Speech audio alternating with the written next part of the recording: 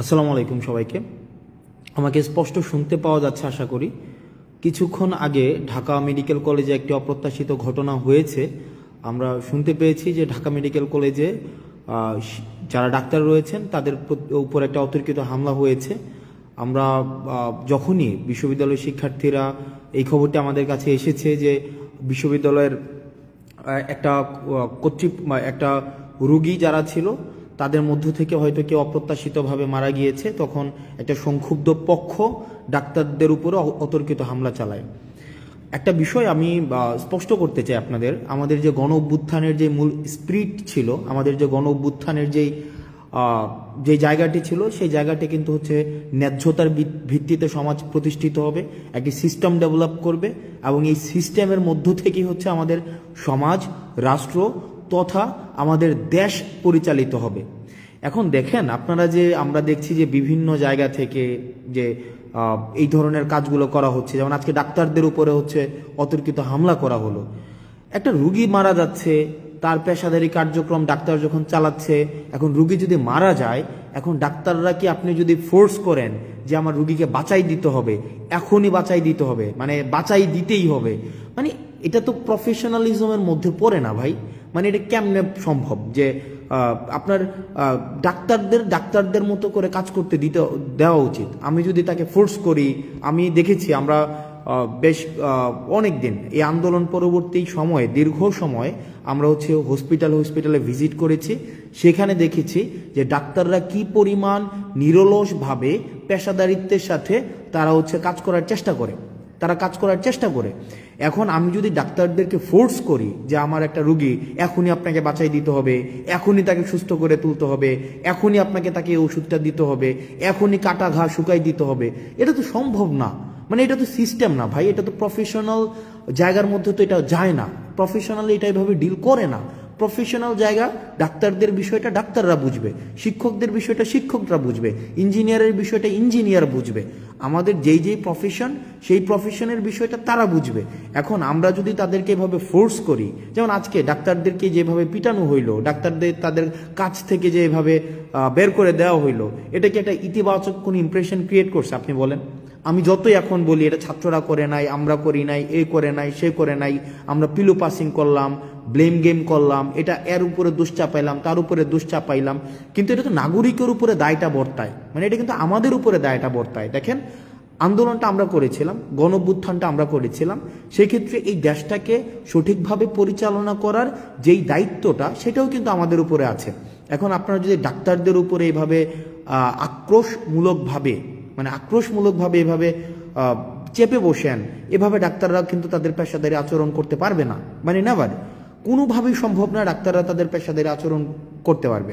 সেই জায়গা থেকে আমি যারা ডাক্তার রয়েছে তাদের কাছে, ঢাকা মেডিকেল সহ অন্যান্য মেডিকেলের যারা ডাক্তার আছে, আমি ব্যক্তিগতভাবে আমি খুবই লজ্জিত, এবং আমি আপনাদের উপরে আজকে যেই হামলাটা হয়েছে সেটার, আমি যারা আইন শৃঙ্খলা রক্ষাকারী বাহিনী রয়েছে, আমি তাদের প্রতি অনুরোধ জানাবো তারা যেন যথাযথ ব্যবস্থা নেয়, এবং আমরা আমাদের জায়গা থেকে সেটি নিয়ে কথা বলবো। আমরা নিশ্চিত করতে চাই যে ডাক্তাররা তাদের পেশাদারি জায়গায় তারা নিজেদের মতো করে তাদের যে প্রফেশনালিজম, সেই প্রফেশনালিজমটা প্র্যাকটিস করতে পারবে। আমি হঠাৎ করে এসে আমি ডাক্তারকে সাজেস্ট কেন করব? ফর এক্সাম্পল, আমি পেশেন্ট, আমার ভাই পেশেন্ট, আমার বন্ধু পেশেন্ট, আমি তো তাকে সাজেস্ট করার প্রয়োজন নাই। তাকে তার মতো করে কাজটা করতে দেই। তাকে তার মতো করে কাজটা যদি আমি না করতে দেই, সেটা কিন্তু একটা প্রবলেমেটিক একটা সিচুয়েশন ক্রিয়েট করে ডাক্তারদের জন্য। এটা খুবই প্রবলেম। আমি যদি ডাক্তারকে প্রতিপক্ষ বানাই, শিক্ষককে প্রতিপক্ষ বানাই, ইঞ্জিনিয়ারকে প্রতিপক্ষ বানাই, আমি যদি এভাবে প্রতিপক্ষ শুধু বানাতেই থাকি, দিন শেষে আমি আসলে দেশটা কাদেরকে নিয়ে পরিচালনা করব? আমাদের জন্য দেখেন, এই ব্লেমগুলো কিন্তু আমাদের উপরে আসবে। এখন তৃতীয় পক্ষ, চতুর্থ পক্ষ, পঞ্চম পক্ষ, এই যে পক্ষ আমরা দোষ দিতে পারবো, এই পক্ষের উপরে দোষ দিতে পারবো, ওই পক্ষের উপরে দোষ দিতে পারবো, আমরা এভাবে করতে পারবো, কিন্তু আলটিমেটলি কিন্তু এটা সলিউশনে যাবে না। এই কারণে আমরা এই যে ব্লেম গেমিং না করে ডাক্তারদের কাজটা ডাক্তারদেরকে করতে দেই, শিক্ষকদের কাজটা শিক্ষকদের করতে দেই, প্রশাসনের কাজটা প্রশাসনকে করতে দেই, পুলিশের কাজটা পুলিশকে করতে দেই, রাজনীতিবিদদের কাজটা রাজনীতিবিদদের করতে দেই। আমরা সেটিই চেয়েছিলাম, কারণ আমরা দেখেছিলাম যে ফেসিস্ট সরকারের সময় সব কাজ হচ্ছে গণভবন থেকে নির্ধারিত হতো। ফেসিস্ট যে গভর্নমেন্টটা ছিল, এই গভর্নমেন্ট কি করেছিল, এই গভর্নমেন্টের সময় সব সময় গণভবন থেকে হচ্ছে তার কাজগুলো নির্ধারিত হতো। কিন্তু আমরা চেয়েছিলাম এভাবে না হোক, আমরা চেয়েছিলাম কি decentralisation of power. Decentralisation of পাওয়ারের মধ্য দিয়ে কি হবে, যার কাজটা সেই করতে পারবে। ডাক্তারদের কাজ ডাক্তাররা করবে, রাজনীতিবিদের কাজ রাজনীতি করবে, তারপরে হচ্ছে মিডিয়ার কাজ মিডিয়া করবে। কিন্তু আমরা দেখেছিলাম সেটা না হয়ে কি হয়ে গিয়েছিল, সবগুলো একসাথে ব্ল্যান্ডেড হয়ে গিয়েছিল। আর যখনই ব্ল্যান্ডেড হয়ে গিয়েছিল তখনই প্রবলেমটা হয়েছিল কি, ফেসিজমের উৎপত্তি হয়েছিল। তো সুতরাং আমি আপনাদের কাছে অনুরোধ করব, আপনাদের জায়গা থেকে অনুরোধ করব, বিভিন্ন জায়গাতে বিভিন্ন ডাক্তারদের উপরে, শিক্ষকদের উপরে এই ধরনের যে অপ্রত্যাশিতভাবে হামলাগুলো হচ্ছে সেগুলো নিন্দনীয়। এগুলো কোনোভাবেই কাম্য না। এখানে পাওয়ার পলিটিক্স, পেশি শক্তি বা সিস্টেমের বিরুদ্ধে গিয়ে কোনো ধরনের জোর করে বাধ্যতামূলকভাবে কিছু করানো, এই বিষয়গুলোকে কখনোই আমরা স্বাগত জানাই না, এগুলোকে আমরা পৃষ্ঠপোষকতা দেইও না। এগুলো হচ্ছে আমাদের যে গণঅভ্যুত্থানের যে মূল স্পিরিট ছিল, আমাদের যেই গণঅভ্যুত্থানের যেই জায়গাটি ছিল, আমাদের যেই গণঅভ্যুত্থানের আমরা সবাই যে নেমে এসেছিল রাস্তায়, সেই জায়গাটির সাথে সাংঘর্ষিক। সুতরাং আমরা যদি একটা দেশ গড়তে চাই, আমরা যদি একটি বৈষম্যহীন দেশ গড়তে চাই, সেই দেশের মধ্যে যার কাজটা তাকেই করতে দিতে হবে। পরিশেষে ডাক্তারদের সাথে যে আজকে যে ঘটনাটি হয়েছে সেটিকে আমরা নিন্দা জানাচ্ছি এবং আমরা প্রত্যাশা করব এই ধরনের ঘটনার কখনোই পুনরাবৃত্তি হবে না। এবং ডাক্তার সংশ্লিষ্ট যারা রয়েছেন, আপনারা যে নিরলসভাবে কাজ করে যাচ্ছেন সেটিকে আমরা স্বাগত জানাই। আপনারা যে নিরলস কাজটাকে আমরা সম্মান জানাই। আপনারা এই ক্রাইসিস মোমেন্টে যেভাবে নেমে এসছেন, আপনারা যেভাবে সেবা দিয়ে যাচ্ছেন, আমরা এটা স্বীকার করি যে চিকিৎসা খাতে অনেক ধরনের অসামঞ্জস্য রয়েছে, কিন্তু কিছু ডাক্তার রয়েছে তাদের জায়গা থেকে তারা নিরলসভাবে কাজ করে যাচ্ছেন। আরেকটি বিষয় সেটি হচ্ছে যে আপনারা অনেকে কমেন্টে গালাগালি করেন, বিভিন্ন বিষয়ে গালি দেন, বিভিন্ন বিষয়ে আপনারা বলেন যে পেইড পলিটিশিয়ান, আমরা টাকা খেয়েছি, তারপর হচ্ছে এগুলো বলেন। আমার কাছে এগুলো ভালো লাগে, এই কারণে ভালো লাগে কারণ আমাদের যে আন্দোলনটা ছিল, আমাদের আন্দোলনটা হচ্ছে আপনার এই গালির অধিকারটার জন্য। এই যে আপনার কমেন্ট বক্সে আপনার ব্যাকস্পেস ব্যবহার করতে হচ্ছে না, যে এটার জন্যই কিন্তু এই গণঅভ্যুত্থানটা। এই যে আপনাকে ব্যাকস্পেস ব্যবহার করতে হচ্ছে না, আপনি গালি দিতে পারছেন আমাকে, আপনি আমাকে তুই বলতে পারছেন, আপনি আমাকে খুব অপভাষা ব্যবহার করতে পারছেন, আপনি আমাকে বলতে পারছেন যে আমি হচ্ছে টাকা খেয়েছি, ঘুষ খেয়েছি। এই যে এটা বলতে পারছেন না, কুত্তার বাচ্চা বলছেন না আপনি, এই যে কুত্তার বাচ্চা, তুই তোর পরিবারের সবার কুত্তার বাচ্চা, আমি শেষ পর্যন্ত আপনার এটার জন্য আমি ফাইট করে যাব। অর্থাৎ আপনি যেন এটা বলতে পারেন, কারণ অতীতে আমরা এটাও বলতে পারতাম না। আপনি যদি অতীতের সময়গুলো দেখেন, অতীতে কিন্তু আমাদের এটা বলারও অধিকার ছিল না। সুতরাং আমরা আপনার এই গালিটার জন্য আমরা ফাইট করেছি, আপনার দ্বিমত প্রকাশের জন্য আমরা ফাইট করেছি, এবং দ্বিমত প্রকাশটাই আমরা চাই যে আপনারা দ্বিমত প্রকাশ করতে পারেন। শুধুমাত্র সহমত প্রকাশ করবেন, আমি শুধু যেটা বলবো সেটাই আপনি বলবেন, আমরা এটা চাই না। আপনার যেটা মত, সেই মতামতটা হচ্ছে আপনি যেন ঠিকভাবে প্রকাশ করতে পারেন, আমরা সেটার জন্যই হচ্ছে আমরা ফাইট করেছি। এবং আমাদের এই আন্দোলনটা অব্যাহত থাকবে, আমাদের সংগ্রামটা অব্যাহত থাকবে। কারণ আপনি যদি এই সংগ্রামটা অব্যাহত না রাখেন তাহলে আপনাকে মিউট করে দেওয়া হবে। আপনি যে গালি দিচ্ছেন এখন স্বাধীনভাবে, আপনার মাথার মধ্যে কিন্তু এই চিন্তা নাই যে আপনাকে ডিজিটাল সিকিউরিটি অ্যাক্টে আপনাকে ধরে ফেলবে। এটার জন্যই ছিল আমাদের আন্দোলন। আপনি স্বাধীনভাবে গালি দেওয়ার স্বাধীনতা পেয়েছেন, আপনার স্বাধীনতার জন্য, এই গালি দেওয়ার জন্য আমরা হচ্ছে ফাইট করব, সংগ্রাম করব, যেন আপনি স্বাধীনভাবে গালিটা দিতে পারেন।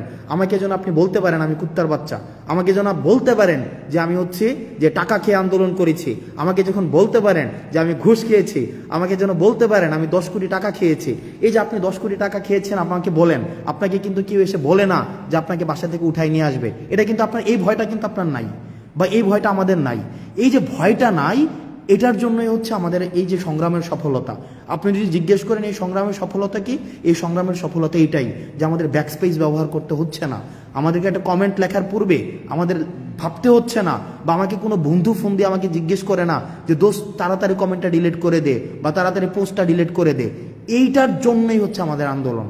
এবং আমি মনে করি এই জায়গায় হচ্ছে আমাদের সফলতা, যে আপনি অন্তত স্বাধীনভাবে গালি দিতে পারছেন, সবাইকে স্বাধীনভাবে গালি দিতে পারছেন। কিন্তু আমরা একটা জায়গায় স্পষ্ট করতে চাই, স্বৈরাচার ফেসিস্ট হাসিনা আমাদেরকে বিভিন্নভাবে দমন করার চেষ্টা করেছে, আমাদেরকে বিভিন্নভাবে আমাদেরকে ব্লেম দিয়েছে, ট্যাগ দিয়েছে, আমাদের অর্থ লোপাটের আমাদের অভিযোগ এনেছে, কিন্তু কিচ্ছু করতে পারেনি। কারণ আমাদের নৈতিক যেই শক্তিটা, মানে নৈতিক যে শক্তিটা, এই নৈতিক শক্তি হচ্ছে আমাদের সততা। আমরা সৎ ছিলাম আমাদের জায়গা থেকে। কোনো ধরনের আজকে পর্যন্ত, এখন পর্যন্ত আমি যখন আপনার সাথে কথা বলছি, এখন পর্যন্ত আমাদের কোনো ধরনের যেই আপনার লিগ্যাল কোনো এলিগেশনস আজকে পর্যন্ত প্রমাণ করতে পারিনি। তো সুতরাং আমরা আমাদের যতক্ষণ পর্যন্ত আমাদের নৈতিকতার জায়গাটা স্পষ্ট থাকবে, স্বচ্ছ থাকবে, ততদিন পর্যন্ত এই সংগ্রামটা চলবে। আপনাদের অনেকে বলেছেন যে 10 কোটি টাকা আমরা খেয়েছি, 10 কোটি, 20 কোটি, 30 কোটি লাক্সারিয়াস গাড়িতে চলাফেরা করি। ব্যক্তি আসনাদ আব্দুল্লাহ, ব্যক্তি সার্জিস আলম, নাহিদ আসিফকে যারা আগে থেকেই চিনেন, আমাদের যে বিষয়টা, এই যে লাইভ বন্ধ করেন সমস্যা হবে, এই কমেন্ট এখন আর করতে হয় না। যে ফেসবুক পোস্ট ডিলিট করেন সমস্যা হবে, বা কমেন্ট ডিলিট করেন সমস্যা হবে, এই যে কমেন্ট ডিলিট করেন সমস্যা হবে, লাইভ বন্ধ করেন সমস্যা হবে, এই যে কাজটা করতে হচ্ছে না, এটাই আমাদের সফলতা। এই যে আজকে মানে আমি বিশ্বাস করেন, আপনারা যখন কমেন্টে গালি দেন, আমি মনে করি যে না, ফাইন, এটার জন্য আমরা ফাইটটা করেছি, যে আমরা অ্যাটলিস্ট স্বাধীনভাবে আমরা গালি দিতে পারি, অ্যাটলিস্ট স্বাধীনভাবে আমার মত প্রকাশ করতে পারি। কেউ এসে আমাকে ফোন করে বলছে না যে কমেন্টটা ডিলিট করে দাও যে তোমার সমস্যা হবে, বা পোস্টটা ডিলিট করে দাও তোমার সমস্যা হবে, বা লাইভটা বন্ধ করে দাও তোমার সমস্যা হবে, বা লেখাটাকে মুছে ফেলো তোমার সমস্যা হবে। এটার জন্যই মূলত হচ্ছে আমরা আন্দোলনটি করেছিলাম। এখন এই আন্দোলনের, সংগ্রামের এই স্পিরিটটি যদি ধরে রাখতে চাই, তাহলে আপনাদের মাথায় রাখতে হবে, চাঁদাবাজদের বিরুদ্ধে দাঁড়াতে হবে, অন্যায়ের বিরুদ্ধে দাঁড়াতে হবে, যারা পেশাদার তাদের কাজটা তাদেরকে করতে দিতে হবে, যারা লেখক তাদেরকে লিখতে দিতে হবে, যারা মিডিয়া কর্মী তাদেরকে স্বাধীনতা দিতে হবে, যারা চিকিৎসক তাদের চিকিৎসা করার স্বাধীনতা তাদের মতো করে দিতে হবে, যারা ইঞ্জিনিয়ার তাদের কাজটা তাদের মতো করতে দিতে হবে, যারা শিক্ষকদের কাজটা শিক্ষকদের মতো করতে দিতে হবে। সেখানে যদি আমরা হস্তক্ষেপ করি, তাহলেই কিন্তু সেটা স্বাধীনতা পরিপন্থী, তাহলেই কিন্তু এটা সংগ্রাম পরিপন্থী। আমরা ঠিক যে আমরা মত প্রকাশের স্বাধীনতার জন্য আন্দোলন করেছি, দ্বিমত প্রকাশের স্বাধীনতার জন্য আন্দোলন করেছি, আমরা প্রত্যেকটা মানুষের তার কাজ যেটা, সেটার স্বাধীনতার জন্য আন্দোলন করেছি। এই আন্দোলনের স্পিরিটটা যেন নষ্ট করতে না পারে আমাদের বিভিন্ন উপলক্ষ তৈরি করার মধ্য দিয়ে, সেটির জন্য আমাদের সবসময় সচেতন থাকতে হবে, সব সময় সচেতন থাকতে হবে। কারণ মনে রাখতে হবে যে আমাদের যে অর্জনটি হয়েছে, এই অর্জনটি হচ্ছে প্রাথমিক অর্জন। এই অর্জনের ধারাবাহিকতাটি যদি আমরা রক্ষা করতে চাই, এই ধারাবাহিকতা রক্ষা করার জন্য আমাদের লড়াইটি, সেটি হচ্ছে চলমান, এবং আমাদের লড়াইটিকে অব্যাহত রাখতে হবে। আমরা আমাদের জায়গা থেকে সামাজিকভাবে যেই প্রবলেমগুলা অ্যারাইজ করেছে, আমাদের এখন সোশ্যাল কিছু প্রবলেম অ্যারাইজ করেছে, চাঁদাবাজি বেড়ে গিয়েছে, বিভিন্ন জায়গায় হচ্ছে পদত্যাগ করানো হচ্ছে, বিভিন্ন জায়গায় দেখছি আমরা সিস্টেমের বাইরে গিয়ে বাধ্য করা হচ্ছে বিভিন্ন পদত্যাগ করানোর জন্য। এইসব বিরুদ্ধে আমাদের কথা বলতে হবে, সামাজিকভাবে কথা বলতে হবে। এখানে এমন না যে এটা নেতা নির্ভর, একজন নেতাই কথা বলবে, প্রত্যেকের জন্য ওপেন ফ্লোর।